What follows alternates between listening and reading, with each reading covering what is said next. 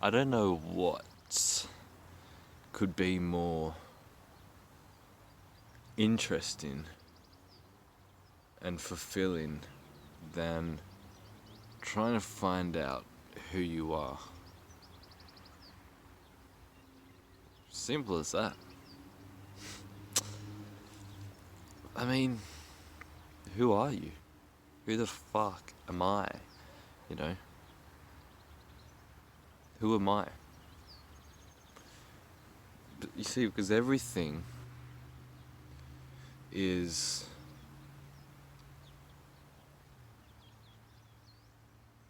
as a matter of direct experience, everything is within me. Like everything is dependent on me.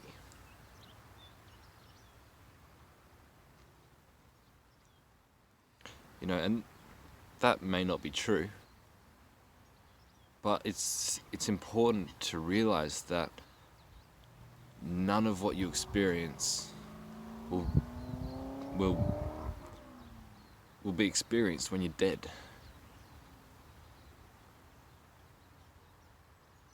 You know, like when you die, it's not just as if you are gone from the world. It's as if the whole world ceases to exist when you cease to exist. And you know, there's no way to disprove that. You can say that's not rational, that's stupid.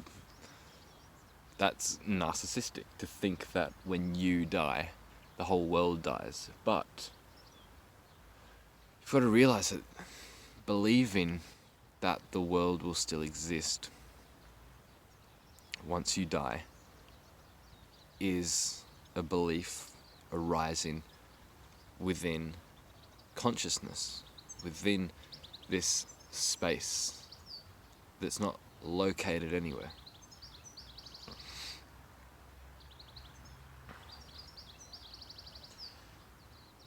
You see, in your own direct experience, it is just you. So for me, I can say it's just me. I can't even say that you exist.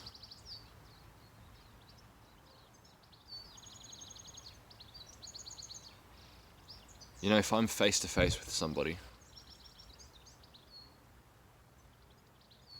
I would never be able to see their faces if I was dead, you know what I mean?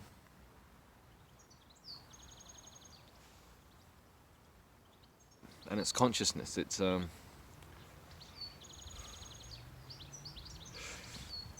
don't know.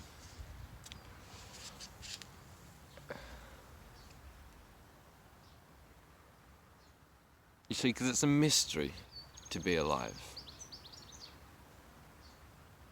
It's the weirdest thing. It's the most fundamental, foundational thing.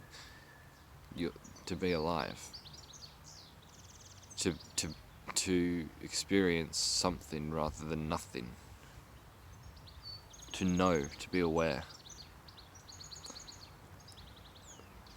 It's just that we've become so adapted, or so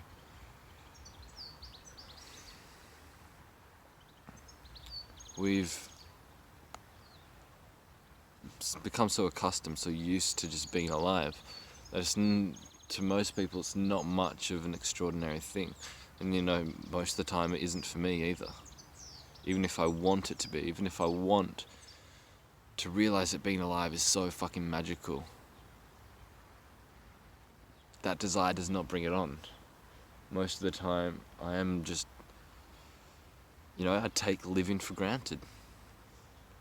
So focused on what's in my life, and I forget that, you know, without a life I wouldn't even be fucking experiencing what's in my life. So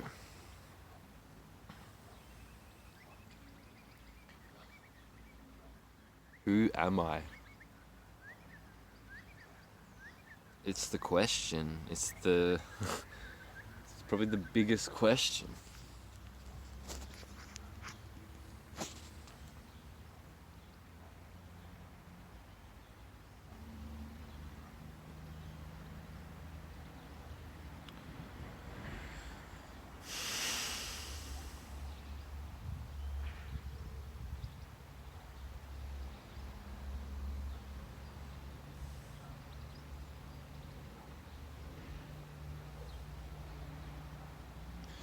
You see, when I'm referring to me in this context, I'm not talking about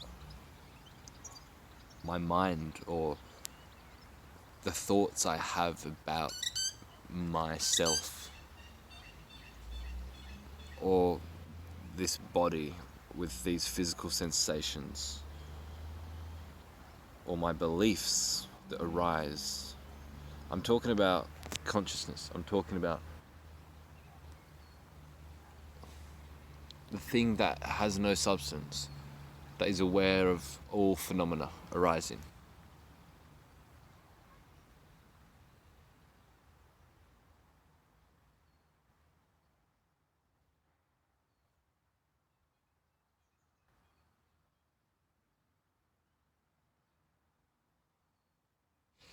Anyway,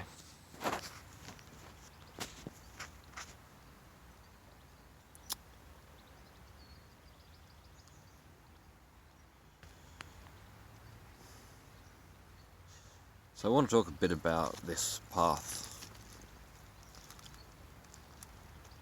to enlightenment, so to speak.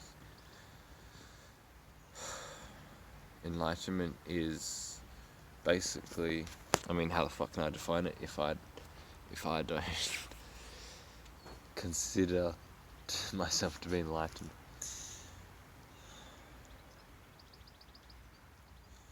Enlightenment is knowing truth directly.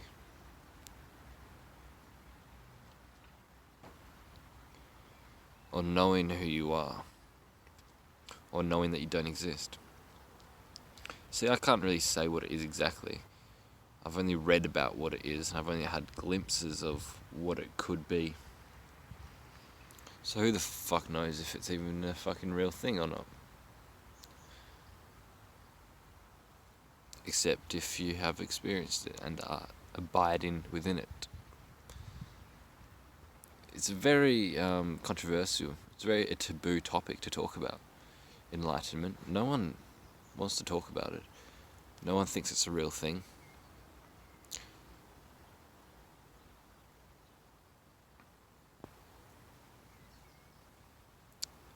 But anyway, many people do. Many people are interested in this. And so a lot of people have made a pathway for, practicing certain techniques to get to this fucking goal of finding out who you are, finding truth.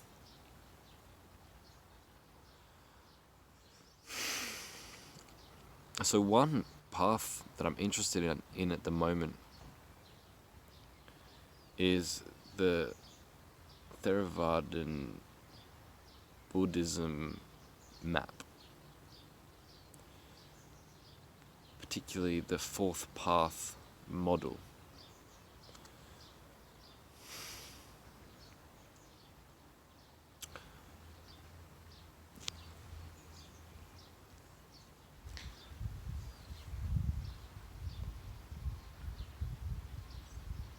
There's a YouTuber that I watch.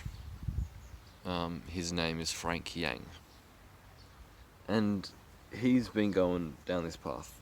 And he's reached enlightenment. He's reached the fourth path, which is enlightenment. Through, a lot of fucking practice, meditation. And it seems possible, and it seems, what he's talking about, seems very logical, seems very rational. I mean, to me, to most people would think he's fucking crazy. But to me, it seems very fucking logical, and it seems very attainable, very achievable. He's pretty fucking extreme. He's pretty disciplined. I'm not so much. He practiced like 3 hours of meditation a day for like 5 years. along with like silent retreats of like 10 hours for 10 days, three of them.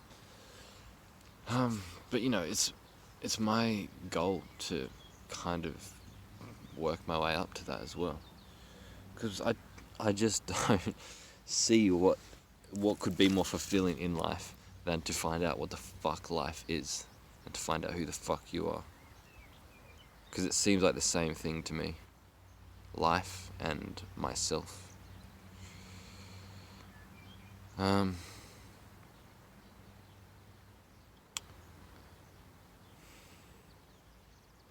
So this is a path popularized and made more in simple terms by a guy named Daniel Ingram.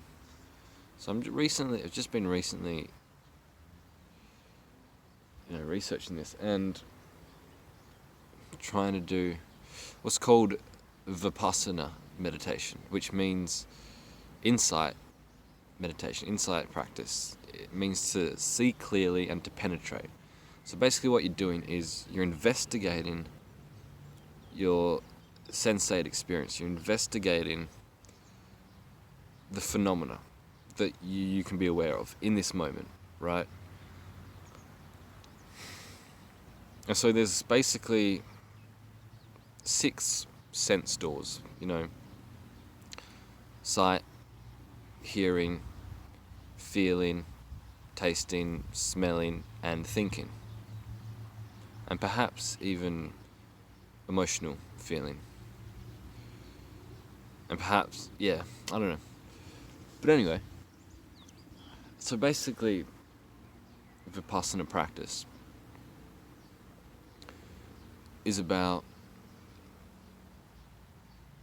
seeing clearly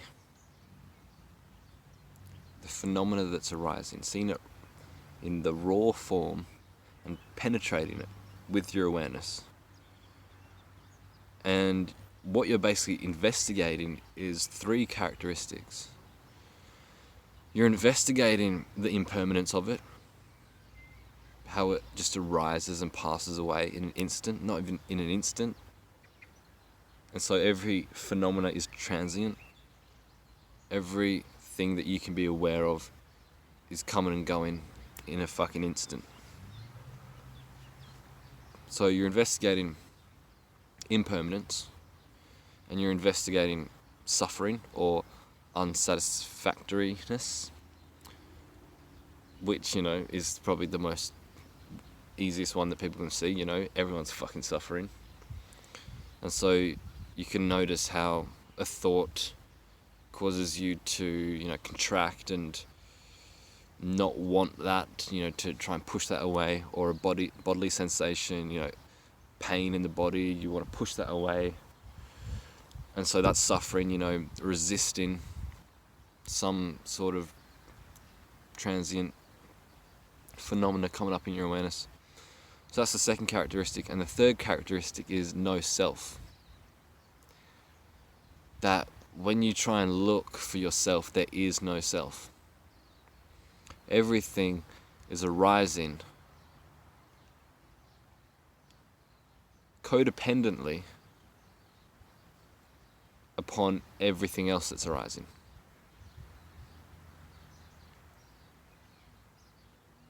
There is no self. You cannot locate a self. A lot of the time we think that, our thoughts are our self, our beliefs, what we think about the world, what we think about ourselves. But these thoughts and beliefs that are arising within our awareness are simply arising without choice. They're arising spontaneously, and they're arising dependently. They're arising dependent upon so many other factors, an infinite web of causes and conditions.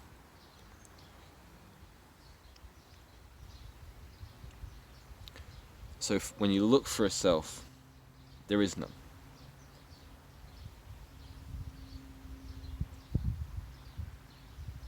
Even your intentions to do something. I intend to lose weight. I intend to eat healthy. I intend to exercise more. You think that's you doing that. You're intending to do this thing. But those intentions have arisen from previous intentions and previous thoughts and other conditions in your life. None of it is you. So those are the 3 characteristics that you're investigating when you do Vipassana meditation. So you're seeing clearly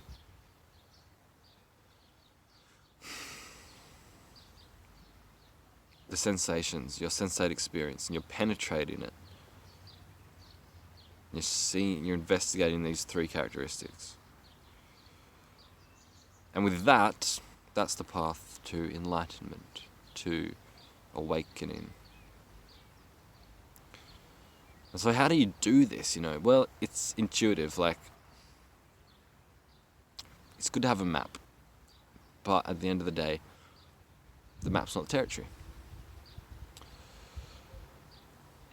And it's easy to just fucking love the map and just not practice at all, It's what I've been fucking doing. Just looking, researching and reading a whole bunch about meditation and, these experiences that you have. But, I haven't balanced it enough with practical meditation. I still do meditation, but, I always push it aside. Nah, I can't be bothered right now. It's a fucking difficult thing. It takes a lot of mental work to meditate. It can be relaxing, but it's fucking hard. You're investigating your sensate experience, and no one wants to do that. You've got thoughts about, you've got doubts and you've got worries, and you've got fears and anxieties. So when you sit down to meditate, and all these thoughts are just arising spontaneously, of doubts and fears, it's like you don't want to be there. But that's the whole point of this, is that you're trying to find out, what the fuck are thoughts? What are thoughts? Trying to investigate their true nature. So this is seems like a path that I'm going to be sticking on for a while, to really, wrap my head around this path and really fucking practice this.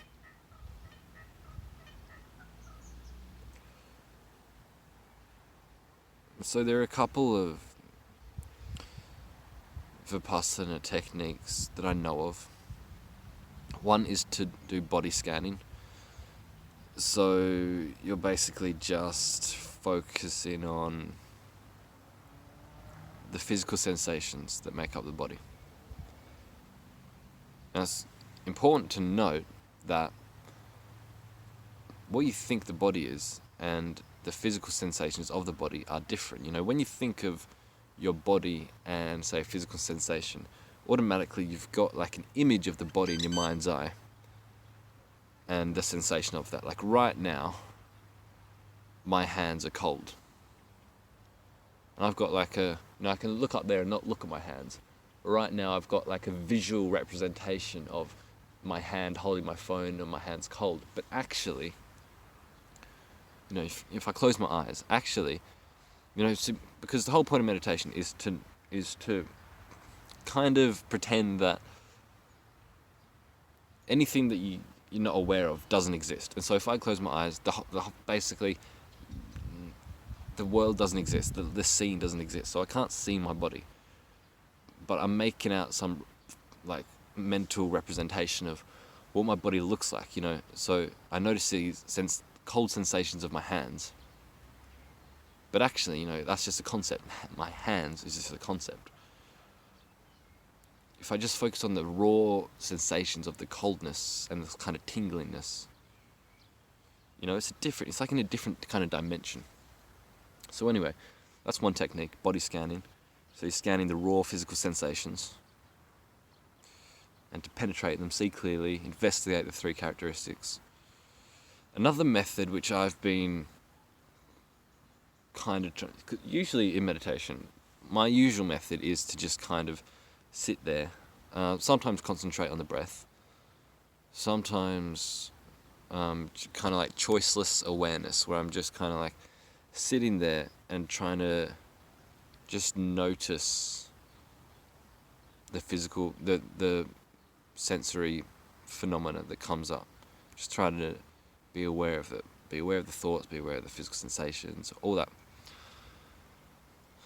Which is the easiest thing to do, the easiest meditation, is to just kind of sit there and be aware. But the other Vipassana technique that I know of is called Mahasi style noting.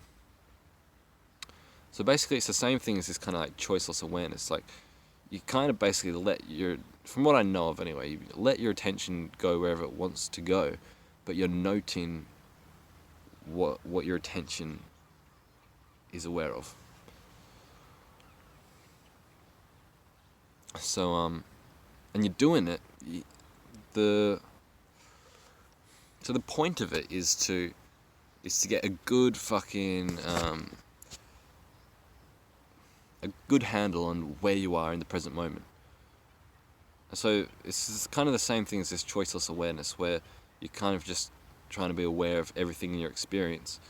But this time you're noting it. So you're saying like seeing or thinking or feeling.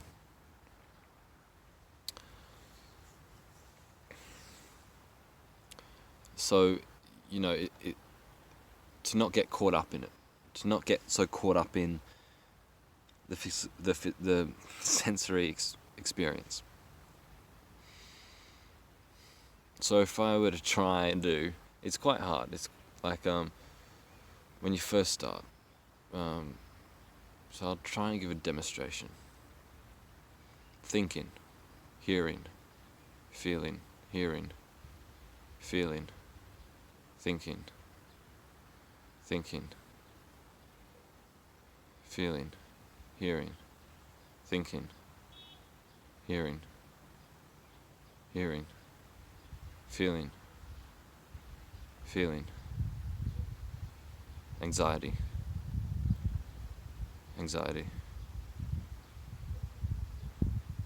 something like that, and you can do freestyle, but basically you're noting the 6 sense doors, thinking, feeling, hearing, whatever. But yeah, you can do freestyle things like, what the mind's activity and the emotions, like anxiety or hope or joy or despair. And you can do like planning, remembering, imagining, scenario spinning. So basically, because usually in our day-to-day lives, we're not really fucking aware of what we're doing. And so this is really about being here now and noticing what is actually here now. Because usually we get caught up in some concept or some story and we start living that, and we're in it, we're entangled in this story. We can't distance ourselves away from it and view it. And this is kind of the point of noting, is to really separate yourself, separate consciousness from everything that consciousness is conscious of.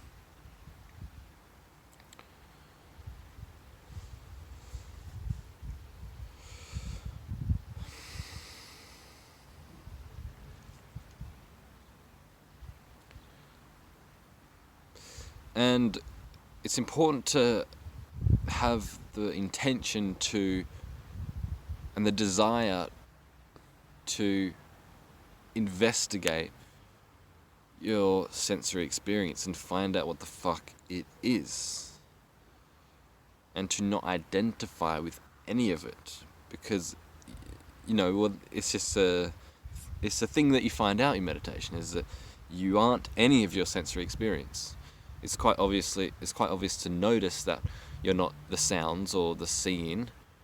It's not quite obvious to notice that you're not the physical sensations or the thoughts and beliefs arising. You know, we think like, oh fuck, I did that stupid thing yesterday. Fucking hell, I'm a twat. But that's just a thought arising that is dependent upon so many other factors. And it's coming out of nowhere. We didn't choose to think it. Obviously, if you had free will, you would be choosing to be happy and shit, you know?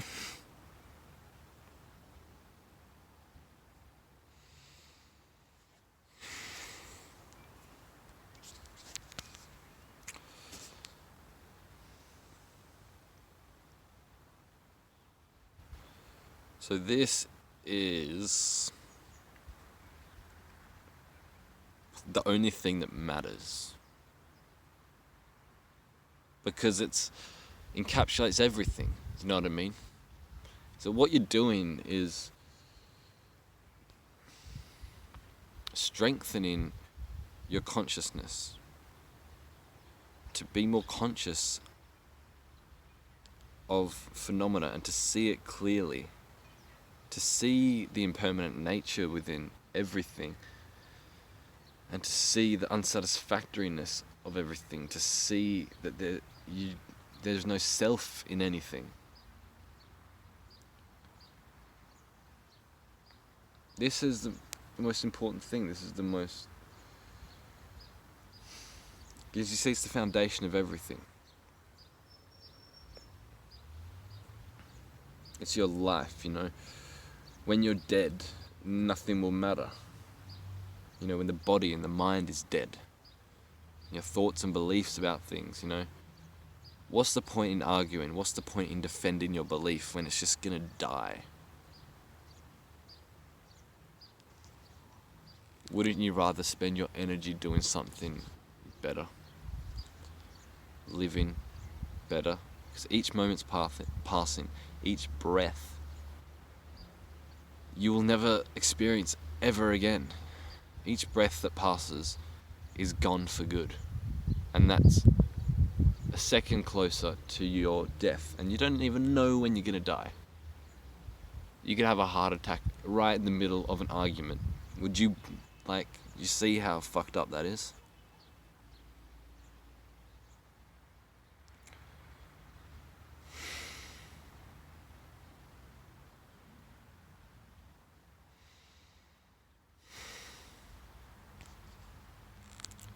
So what I'm trying to say here is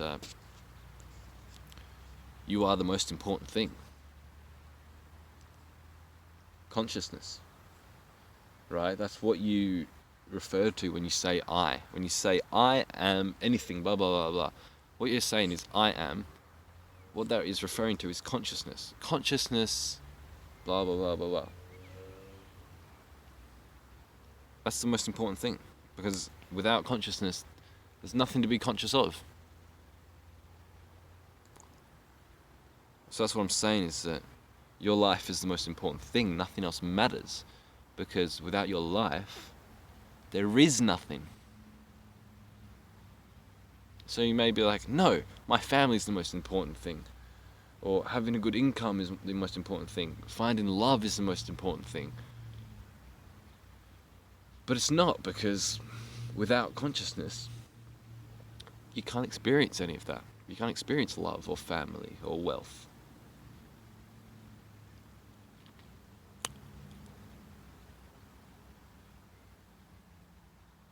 So,